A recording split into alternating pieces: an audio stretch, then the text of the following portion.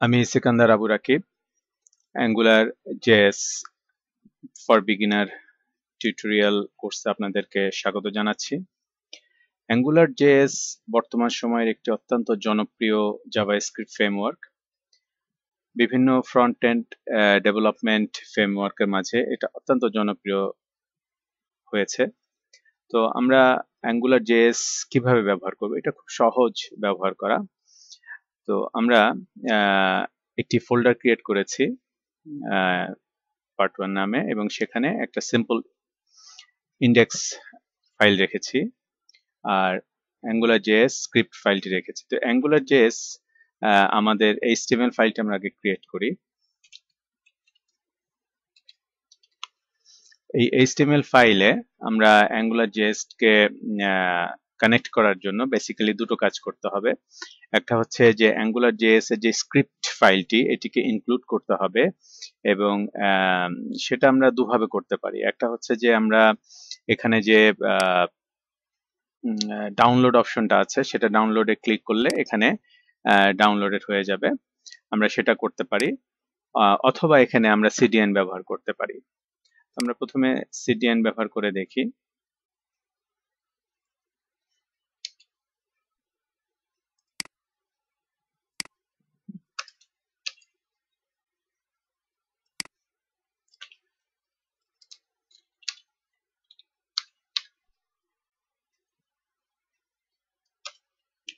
Script source,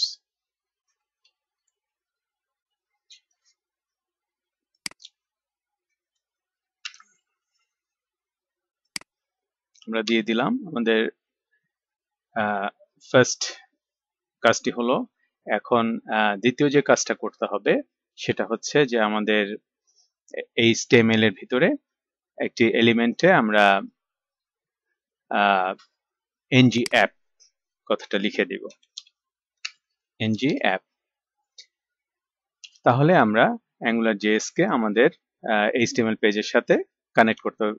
মানে এটা খুবই সিম্পল ব্যাপার, জাস্ট ng অ্যাপটাকে অ্যাটাচ করা এবং স্ক্রিপ্টটাকে ডিক্লেয়ার দেওয়া। এখন যদি আমরা দেখি যে অ্যাঙ্গুলার জেএস এর এক্সপ্রেশনটা কেমন হবে, আমরা একটা ডিভের ভিতরে h1 থেকে আমরা একটা এক্সপ্রেশন লিখি। আর এখানে বলে রাখা ভালো যে অ্যাঙ্গুলার জেএস এর এক্সপ্রেশনটাকে লেখা হয় ডাবল কার্লি ব্রেসের মাধ্যমে, এবং এটাকে অ্যাঙ্গুলার জেএস এর ভাষায় এটাকে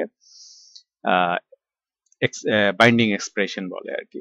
যেমন এখানে যদি আমরা লিখি 12 প্লাস 15, আমরা এই নিউমেরিক্যাল অপারেটরটা আমরা দেখব।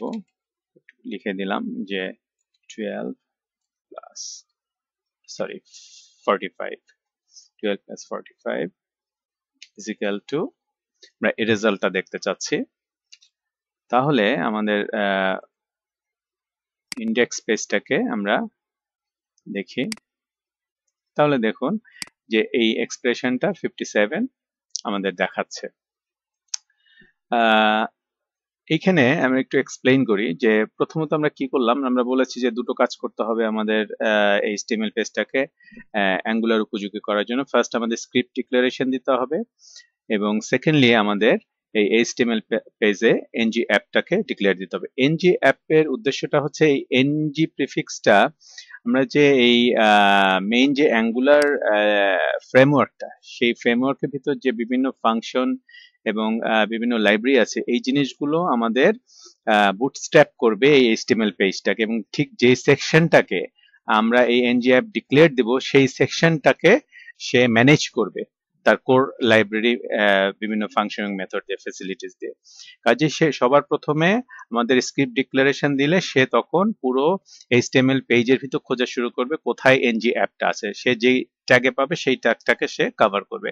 কাজেই আমরা যদি পুরো পেজটাকে কভার করতে চাই, অবশ্যই আমরা ng অ্যাপটাকে বডিতে অথবা এখানে এইচটিএমএল এ বা যে কোনো একটা জায়গায় দিব। তো এইভাবে আমরা ইনক্লুড করতে পারি। আমরা যদি এই ng অ্যাপটা না দিই তাহলে কি হবে? তাহলে যেটা হবে যে স্ক্রিপ্ট লাইব্রেরিটাকে কানেক্ট করছে কিন্তু এই অ্যাঙ্গুলার জেএসটা কাজ করবে না, দেখতে পাচ্ছেন কাজ করছে না। সুতরাং আমাদের এই ng অ্যাপটা আমাদের এখানে পেজটাকে বুটস্ট্র্যাপিং করার জন্য আমাদের এটা দিতে হবে ngApp। তাহলে আমরা বুঝলাম ngApp এর প্রয়োজনটা কি। ইভেন আমরা ngApp টা এখানে না দিয়ে এখানেও দিতে পারি, তাহলে আমাদের ইকুয়ালি কাজ করবে। তারপর আমরা দেখি যে এটা তো দেখলাম অপারেটর কিভাবে কাজ করে, আমরা দেখি এক্সপ্রেশন কিভাবে কাজ করে।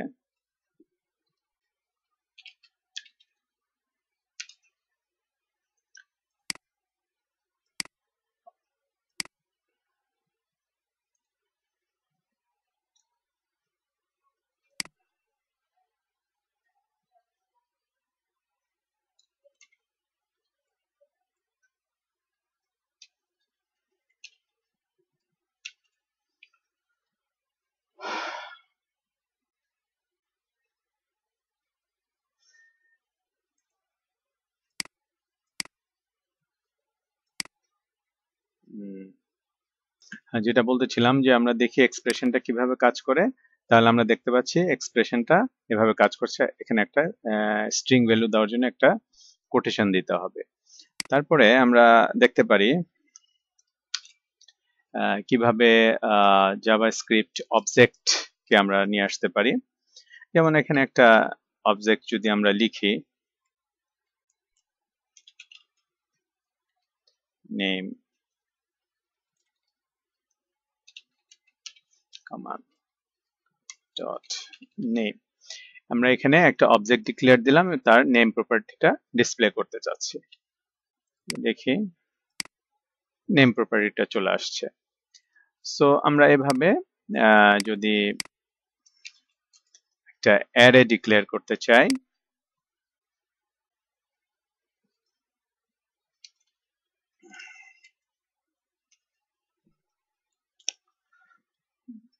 যেমন ম্যাথ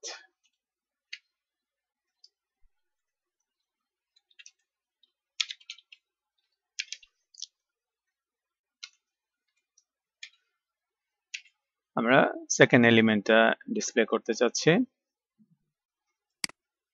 তাহলে আমরা দেখতে পাচ্ছি যে নিউমেরিক্যাল অপারেটর, গ্যাপটা বেশি হয়ে গেছে। তাহলে আমরা এখানে 4 রকম জিনিস দেখলাম যে আমরা অ্যাঙ্গুলার জেএস এর মাধ্যমে কিভাবে আমাদের নিউমেরিক্যাল ভ্যালুস, স্ট্রিং ভ্যালুস এবং জাভাস্ক্রিপ্ট অবজেক্ট প্রপার্টিজ এবং অ্যারে আমরা কিভাবে ডিসপ্লে করব সেটা আমরা দেখে নিলাম। এখন আমরা দেখব যে কিভাবে আমরা এই সিডিএন ব্যবহার না করে আমরা যদি আমাদের লোকাল লাইব্রেরিটা ব্যবহার করি, অর্থাৎ লোকাল সাপোর্ট নিয়ে এটাকে ইউজ করতে চাই, তাহলে আমাদের কি করতে হবে।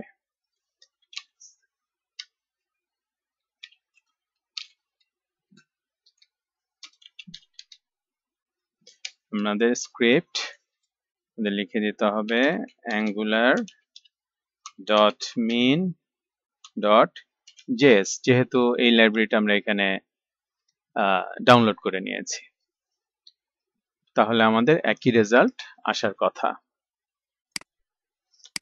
এক্ষেত্রে আমাদের একই রেজাল্ট আসছে।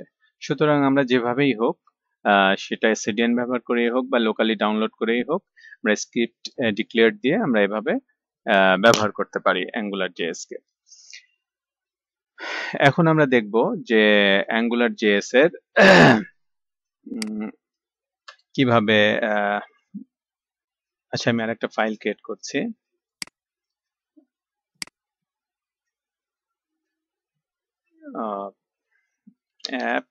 app.js,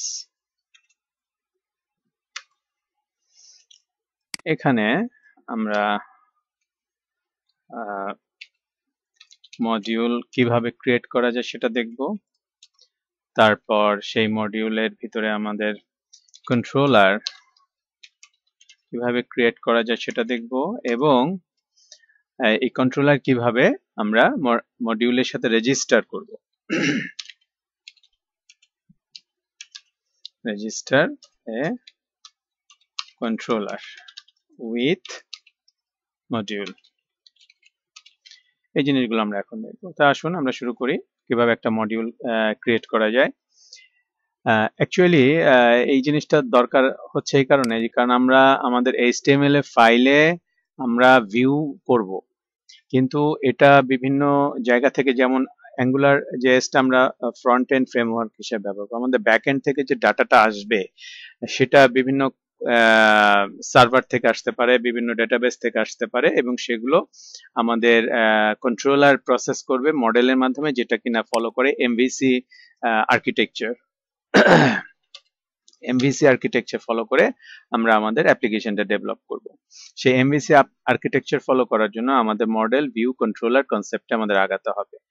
তো আসুন আমরা যেটা বলতেছিলাম যে আমরা মডিউল কিভাবে ক্রিয়েট করব সেটা করি। var my app equal to angular dot module,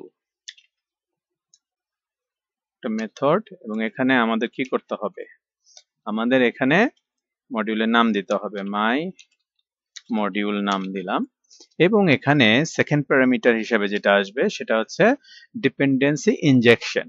এটা হচ্ছে একটা ইউনিক ফিচার বর্তমানে, এবং এই ডিপেন্ডেন্সি ইনজেকশনটা অ্যাঙ্গুলার জেএস খুব চমৎকারভাবে হ্যান্ডেল করে। তো আপনারা আমার সাথে থাকুন, আমরা স্টেপ বাই স্টেপ সামনে যখন আগাবো তখন এই ডিপেন্ডেন্সি ইনজেকশন সম্পর্কে আরো ডিটেইল বলবো।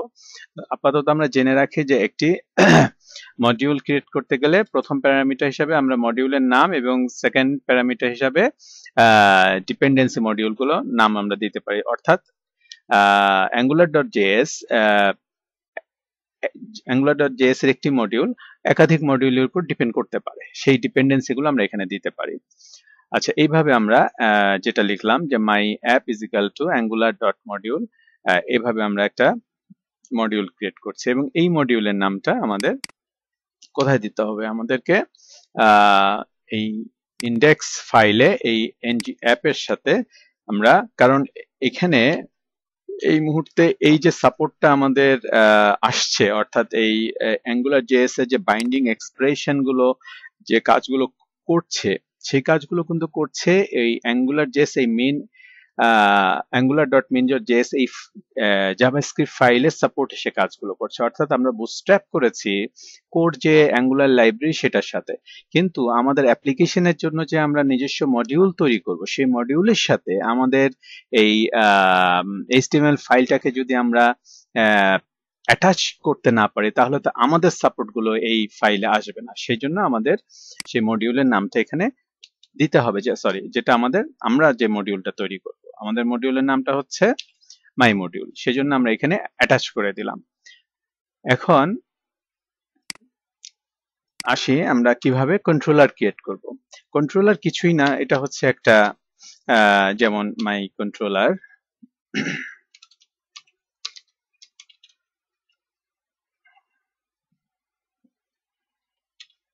মাই কন্ট্রোলার, এটা একটা normal JavaScript function, anonymous function.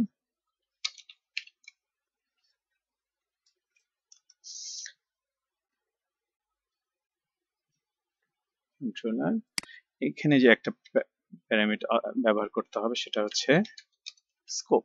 Scope হচ্ছে একটা জাভা অ্যাঙ্গুলার জেএস এর বিল্ট ইন অবজেক্ট। এটা আমাদের কোর লাইব্রেরি থেকে এসছে, এটা আমরা এখান দিয়ে পাস করালাম, এবং এখানে আমরা বলে দিচ্ছি যে ডলার স্কোপের কথা বলছিলাম, dollar scope dot message is equal two, আমরা লিখে দিলাম যে হ্যালো অ্যাঙ্গুলার। আচ্ছা,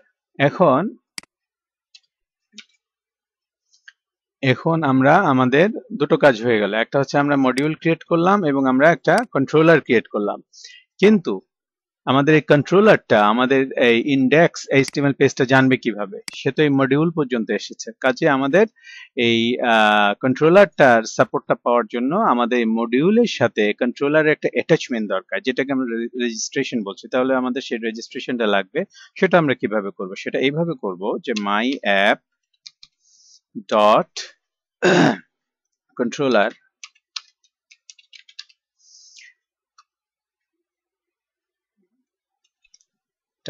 মেথড, এবং এখানে কি করব আগের মতোই কন্ট্রোলারের নাম এবং একটা অ্যানোনিমাস ফাংশন বা ওই আমাদের ফাংশনের নেম। এখানে নাম দেই মাই CTRL মাই কন্ট্রোল নাম দিলাম, এবং এখানে কি করব আমরা আমাদের মাই কন্ট্রোলার ফাংশনের নামটা দিয়ে দিলাম। এই হচ্ছে আমাদের কন্ট্রোলারকে মডিউলের সাথে রেজিস্ট্রেশন। এখন এটাকে সেভ করি এবং যথারীতি এখানে আসি, এসে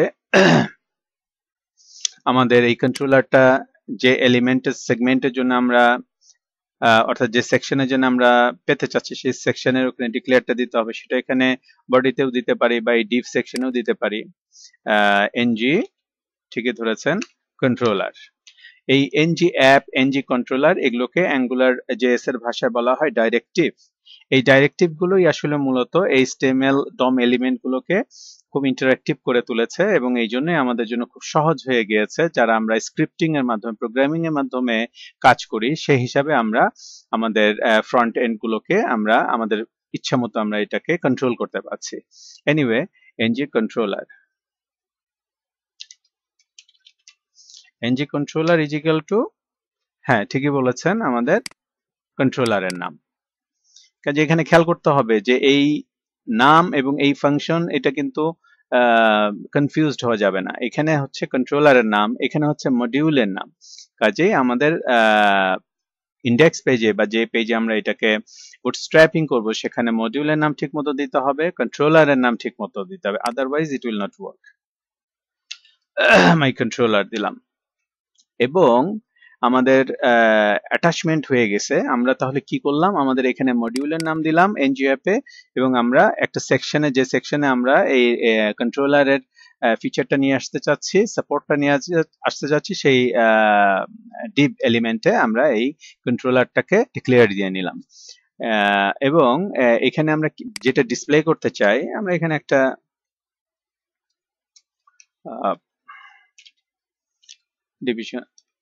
ডিভিশন দিয়ে রাখি। এখানে আমরা ধরুন কি চাচ্ছি, আমরা বাইন্ডিং এক্সপ্রেশনে আমাদের ওই মেসেজ যে ভ্যারিয়েবলটা, যেটা এখানে আমরা একটা ভ্যারিয়েবল ডিক্লেয়ার দিয়েছি এবং সেটাকে বাইন্ড করেছি ডলার স্কোপ অবজেক্টের মাধ্যমে, এবং এই ভ্যারিয়েবলটাকে আমরা এটাকে একটা প্রপার্টি হিসাবে, ডলার স্কোপ অবজেক্টের প্রপার্টি হিসাবে এখানে যে ভ্যালুটা আমরা অ্যাসাইন করছি, সেই জিনিসটা automatically angular JS through this module and my controller এখানে আমাদেরকে দিয়ে দিবে। কাজে আমরা এখানে সরাসরি মেসেজ প্রপার্টিটা ইউজ করতে পারছি। এবং আসুন দেখি আমরা এই মেসেজটা পাচ্ছি কিনা।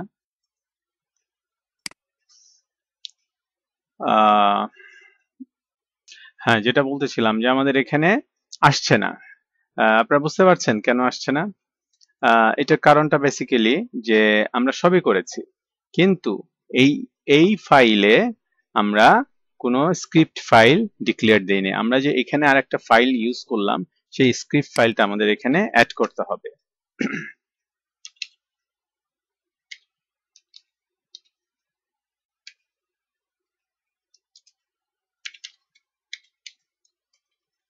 অর্থাৎ app.js। এখন দেখি কি দাঁড়ায়। হ্যাঁ, এখন দেখুন হ্যালো অ্যাঙ্গুলার চলে আসছে। তার মানেটা হচ্ছে যে আমরা এখানে এক্সটার্নাল জাভাস্ক্রিপ্ট ফাইলটা ইউজ করলাম, সেইটা আমরা যদি এই ফাইলে ডিক্লেয়ার না দেই তাহলে তো সে ফাইলের সাপোর্টটা এই ফাইলে পাবে না। তো আমরা এই জিনিসগুলো দেখলাম। এখন যদি আমরা একটু সামারি করি যে আমরা কি শিখলাম। আমরা এখানে দেখলাম যে এখানে কিভাবে একটি মডিউল ক্রিয়েট করা হয় এবং কিভাবে কন্ট্রোলার ক্রিয়েট করা হয় এবং কিভাবে সে কন্ট্রোলারকে মডিউলের সাথে বাইন্ড করা হয়। এখন আমরা একটু দেখি যে এইভাবে আমরা ইউজ করতে পারি এবং আরেকটা ভাবে আমরা ব্যবহার করতে পারি। যেমন এইখানে ফাংশন এই হিসাবে না দিয়ে, এটা ফিউচার রেফারেন্স হিসাবে থাকুক, আমরা এই জিনিসটাকে, এই ফাংশন কথাটা না দিয়ে যদি আমরা এইখানেই ব্যবহার করি, for example name as function,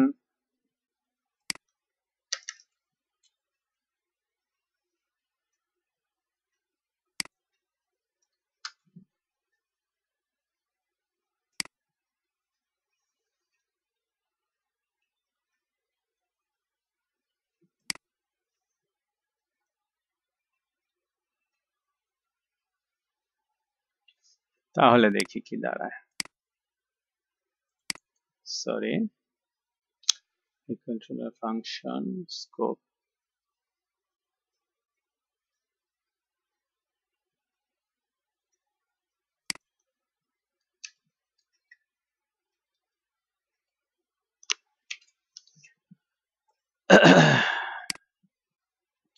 আমাদের একটু সেমিকোলনের প্রবলেম ছিল। এনিওয়ে, তো এভাবে আমরা দেখলাম যে আমরা এই জিনিসটাকে, অর্থাৎ আমরা সেপারেট কন্ট্রোলার ফাংশন ক্রিয়েট না করেও এভাবে এখানে কলব্যাক ফাংশন হিসাবে আমরা এটাকে ব্যবহার করতে পারি।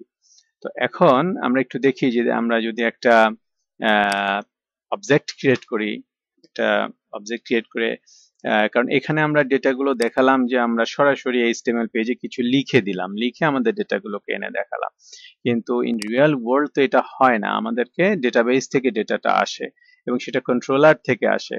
কন্ট্রোলার থেকে কিভাবে আসে? কন্ট্রোলার মডেল ক্রিয়েট করে ভিউ এর জন্য, এবং ভিউ মডেল থেকে ডেটা নিয়ে সেটাকে ডিসপ্লে করে। এই হচ্ছে এমভিসি, মডেল ভিউ কন্ট্রোলারের মেইন আর্কিটেকচার, যে কন্ট্রোলার মডেল ক্রিয়েট করবে ভিউ এর জন্য।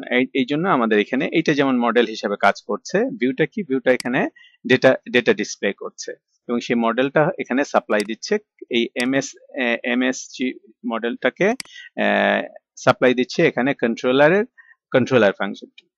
তো এখন যদি আমরা একটা জাভাস্ক্রিপ্ট অবজেক্ট ক্রিয়েট করি, লাইক স্টুডেন্ট, একটা অবজেক্ট লিখলাম, নেম,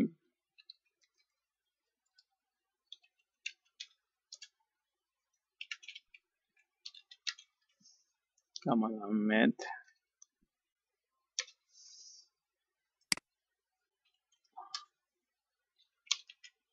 এইজ, স্কোর দেই,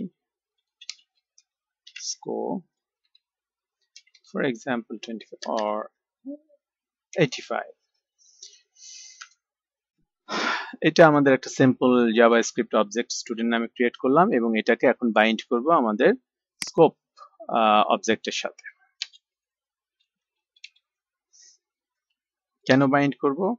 কারণ এখানে বাইন্ড না করলে আমরা আমাদের HTML পেজে এই প্রপার্টিটা পাবো না। Student is equal to student, এটা হচ্ছে আমাদের বাইন্ডিং ভ্যালু এবং এটা হচ্ছে আমাদের অবজেক্টের নেম স্টুডেন্ট। তাহলে আমরা যদি এখানে আসি, তাহলে আমরা এখানে কি লিখব? আমরা আমাদের অবজেক্টটা হচ্ছে স্টুডেন্ট, তার কোন প্রপার্টি আমরা লিখব? ঠিকই বলেছেন, নেম, এবং সরি এবং এখানে স্কোর, এবং আমরা যদি এখানে একটু লিখে দেই স্টুডেন্ট নেম, তারপরে এখানে আমরা লিখে দিচ্ছি স্কোর, তাহলে দেখি আমাদের রেজাল্টে কি আসে। তাহলে দেখুন স্টুডেন্ট নেম চলে আসছে, স্কোর চলে আসছে। সুতরাং আমরা যেটা দেখতে পাচ্ছি এখানে আমাদের এই student dot name property, student dot score প্রপার্টিটা কোত্থেকে এসছে? আমাদের এখানে এই স্টুডেন্ট অবজেক্টের এই প্রপার্টি থেকে, নেম এবং স্কোর প্রপার্টি থেকে আসছে, এবং এটাকে আমরা কি করলাম? ডলার স্কোপ এর মাধ্যমে বাইন্ড করে নিলাম কন্ট্রোলারের ভিতরে, এবং এটা তৈরি হলো আমাদের মডেল। এই মডেলটা আমরা নিয়ে গেলাম কোথায়? এবং এই মডেলটা কে তৈরি করলো? কন্ট্রোলার তৈরি করলো। কোথায় নিয়ে গেলাম? কোথেকে ইউজ করলাম? এই ভিউতে আমরা এই মডেলটা ইউজ করলাম। মডেলটা কে সাপ্লাই করলো? কন্ট্রোলার সাপ্লাই করলো। তাহলে আপনারা যারা এমভিসি আর্কিটেকচার বুঝেন বা কিছুটা কনফিউশন আছেন, তারা সহজেই এখন বুঝতে পারবেন যে কিভাবে আমরা এমভিসি মেনটেন করছি, এবং এই অ্যাঙ্গুলার জেএস এ এটা মেনটেন করা খুবই সহজ। তো আশা করি আপনাদের ভালো লেগেছে, এবং যদি কোনো জায়গায় বুঝতে না পারেন বা কোনো কোশ্চেন থাকে অবশ্যই কমেন্টে দিবেন, এবং সামনে আরো কিছু বিষয় নিয়ে আপনাদের সামনে আসার ইচ্ছা আছে। ততক্ষণ পর্যন্ত ভালো থাকবেন। ধন্যবাদ সবাইকে।